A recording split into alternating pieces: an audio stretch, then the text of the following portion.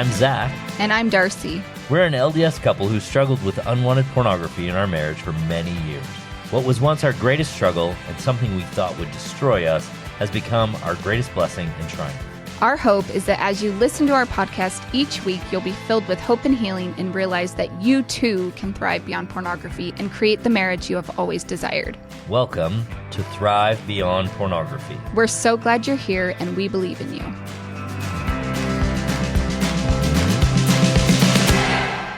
Hey everybody, and welcome to Thrive Beyond Pornography. This week, I want to talk about control. I used to think that I just needed to control my thoughts and that my wife, Darcy, just needed to help me control my urges by having sex with me and then, and making sure she was checking my web browser and holding me accountable and punishing me when I fail. In that process, I was letting go of control of some things that I needed to take responsibility for, and then I was also working to control some things that aren't controllable. Today, we're going to talk about controlling the right things to create a life beyond pornography so you can thrive and overcome pornography for good. But before we do that, I want to invite you to come and see a free class on how you can quit porn in just 12 weeks. I'd love to have you there. I'd love for you to watch and ask all the questions you want. I will answer every question that you have. I will help you start solving this problem today. Go to zachspafford.com/free call and you can join for free. It's a great opportunity to just figure out, okay, what do I need to do next? Okay, so let's break this down into two aspects. What are the things that we can't control and we need to let go of? And what are the things that we can control and need to take responsibility for? So starting with the things that we cannot control, one of the very first things that we need to understand is that there are two types of control strategies: external strategies and internal strategies.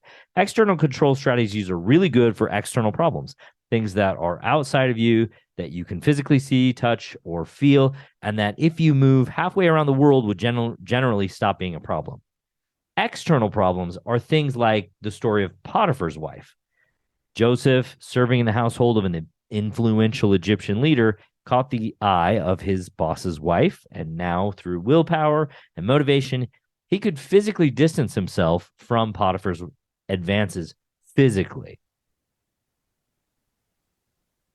Once removed from her physically, not succumbing to her advances becomes somewhat easy, becomes not really a problem, because from a living my morals standpoint, I don't see this person, and therefore I don't have to worry about whether or not she's going to seduce me. It's pretty simple. The problem with these kinds of strategies is that willpower and motivation are really short-acting solutions that only work on what are called finite problems. And I've talked about finite problems on the podcast before, but your brain is not a finite problem, and it's not a short-term problem. It's not a finite or short-term part of your life. It's the only thing that you get to take with you everywhere and all the time. External strategies are things like distracting yourself, leaving the situation, and not going into the situation in the first place, to name a few. So you can see how what you're doing right now with pornography might be a little bit like that. You might be leaving situations early. You might be distracting yourself from things that your brain might not think is good for you in the long term, but might feel good right now. And you might just be avoiding going to certain things like the beach or whatever. Let me give you an example from one of my clients. We'll call him Bill. He noticed a woman when he was at the airport on a business trip, and she was beautiful. She was well-dressed. She was just the sort of woman who would catch his eye and start the process of trying to distract himself so he wouldn't go searching on the internet. When thoughts or ideas come to mind, he would think of his next meeting. He would try to engage his brain in work things. He would think about the phone calls he needed to be making, that sort of thing. When those thoughts and ideas persisted, he would get up, he would walk around the airport, he would go get himself a snack at the food court. That might work for a time as long as he didn't see any other attractive women. If you think about it, you're seeing this attractive woman, and then all of a sudden you're like, oh, okay, I'm going to go over here. Oh, wait, there's another attractive woman. Now I have to go somewhere else. You start to see them everywhere, and all of a sudden your brain's running amok with these ideas that you might have to run from all the time. And that's pretty problematic. The thoughts or the ideas would generally return more often than not, until he got to a place where he felt like he was taking up too much energy to fight with these ideas, these thoughts, or these temptations. And he would get to a place where he basically thought, I might as well just give in. This is not going to go away until I do. And I don't know if you have had that scenario in your life. I know I have felt like, I'm getting to a place where if I don't just give in, I'm going to have to fight with this all day long and for the rest of the week. Using external strategies, Bill began setting up a battle in his own mind that he knew would end in failure. He was trying to control his thoughts, and he was failing miserably. So letting go of control of your thoughts, ideas, urges, and emotions is the only way to gain the solid footing that we need to resolve our unwanted pornography struggle.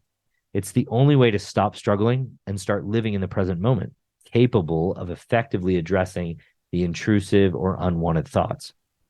And of course, we dive deeper into this in individual coaching and in our membership, but it is essential that we recognize that we cannot control our thoughts. We can address them.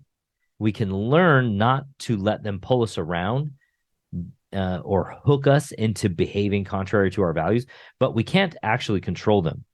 This mindful approach to openly working with and through thoughts in a way that is collaborative rather than combative creates space for our brain to rewire the pathways that have taken us toward porn in the past. So let me give you one skill that you can use to practice letting go of control of your brain. And I've talked about this on the podcast, so I'm going to touch on it briefly. You can go back and I will link to another show where I teach this more thoroughly, but you can utilize a skill called NAB. Notice a name, allow and ask, breathe and be kind. So what you want to do with this, and it's very simple, but it is a skill that you can 100% practice and 100% make doable, even in the moment, as long as you practice it beforehand many, many times. You want to notice what your brain is doing. Oh, my brain's offering me porn. So we're just kind of coming to an awareness, and we're stepping back and becoming the observer of our brain rather than being in our mind. The next thing we want to do is name the thing that's happening. So let's take Bill's example. This is the story about how this woman is going to lead me, or noticing this woman's beautiful is going to lead me towards porn because I'm going to struggle with it for a few hours. Okay. And that is what the name of this story is for Bill. It's the story of how porn is inevitable, essentially. The next thing we're going to do is we're going to allow it to be there. We're not going to fight with it. We're not going to try and run from it. We're not going to freak out. We're not going to place new thoughts in the place of this thought. We're just going to allow that thought to be there. This has to be done from a calm position. So this is like the advice that every mom has ever given to a kid who is fighting with their sibling about the noise they're making. And it's essentially, if your mom would say, just ignore him, he'll go away. We're not going to ignore this thought so much as we are going to allow it. And eventually it will actually go away. And it's not that we're going to allow it and say, okay, I'm going to keep going down this path. We're going to be the calm presence in this thought process, stepping back. Again, we're stepping back from this thought. We're stepping back from our brain. We're becoming the watcher of our mind instead of the part of our mind that's doing the reactive part of our mind.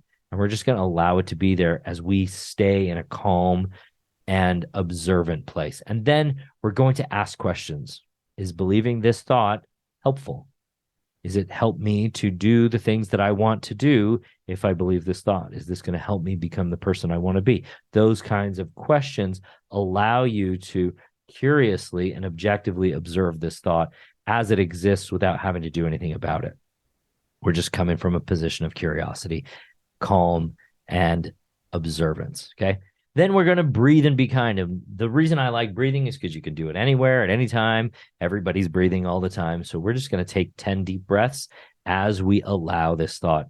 And what that does is it brings your mind and your body some extra fuel. That's what oxygen is to your brain. It brings your mind and your body some extra fuel, which helps us make good decisions. And that's all we're doing. We're coming present by taking some deep breaths and being with our body. Nothing complicated, right? Last thing you're going to do is you're going to be kind. I know that so many of you think I shouldn't think these thoughts. The thing is, your brain is going to think what it thinks. It's going to offer you things all the time. And the more energy and emotion we put into these thoughts, the more likely they are to return. So the more kind we can be and less emotional or excited that we can be about these thoughts, the less likely those thoughts are to come back to us. That's what we're working through. That's what we're trying to do. The more you practice this before your brain offers you things, the more likely it is to automatically be available to you in the moment. That's the thing that you can do to let those thoughts and the idea of being able to control your brain go. Okay. Now, what are the things that we can control and that we do need to take responsibility for? So one of the things that we can't control, I just talked about it, is practicing our diffusion techniques before they come up, before the moment of the need. The more we practice them, the more likely it is that we're able to use those diffusion techniques in the moment. And when people ask me questions like whether they should have an accountability partner or what browser filter they should use, I often say the same thing. There's only one system that will work for creating accountability and filtering what you choose to select on the internet. That's your brain. I know for me and many of my clients, the accountability partners only work as well as I worked them. And they never truly kept me from choosing porn, especially if I was struggling, especially if I didn't have these other ways of dealing with what my brain was offering me, right? So essentially, an accountability partner is a distraction technique. So if I'm in the middle of that moment, just like Bill would be, and my brain is offering me porn and it's like, hey, you can go look for women that look like this or dressed like this. My brain is doing that. And then I'm like, I'm just going to call my accountability partner. I've only distracted myself from that moment. I haven't actually dealt with it. And that's the big difference in taking control and accountability for what we can control and letting go of control of things we can't control. Our brain is going to offer us ideas. We need to be able to control dealing with those ideas in a way that draws us towards our values. So as far as internet browsers, filters, or filtering systems are concerned, I'll just tell you the experience of one of my clients who found that he was constantly looking for holes in the system because his brain was trying to see if he was, quote unquote, safe. It's kind of silly, right? He set up all these systems and then his brain's like, well, let's go see if this system is safe by trying to poke holes in it, right? You can see where that becomes problematic. He was setting a dynamic up where his wife was monitoring his internet usage. And if you're setting up a dynamic where your wife monitors your internet usage, engages in sexual activity solely based on your urges, or punishes you for failing to comply, that creates an adversarial relationship with the person that you actually want to be most aligned with and who is most attuned and equipped to be your partner. Taking responsibility for all of these, and we could go in depth in ways that you can actually take responsibility for each of those components of the way that you're engaging with your sexuality. But taking responsibility for all of these things that you can and that you are responsible for is an essential key to resetting the dynamic in your relationship and in your mind around your own sexuality and your pornography struggle. For instance, taking control of when you choose to engage with your partner sexually. That looks like not engaging in duty sex, but only in sex that both of you desire, for example. Another component, and we've talked about that here on the podcast with Darcy and on other podcasts, but making sure that you are only choosing to engage sexually when it is a mutually chosen activity rather than one that is designed to manage one partner or the other.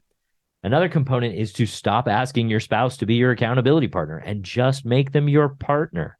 Be open, honest, and integrated with them, but don't make them responsible for holding you accountable.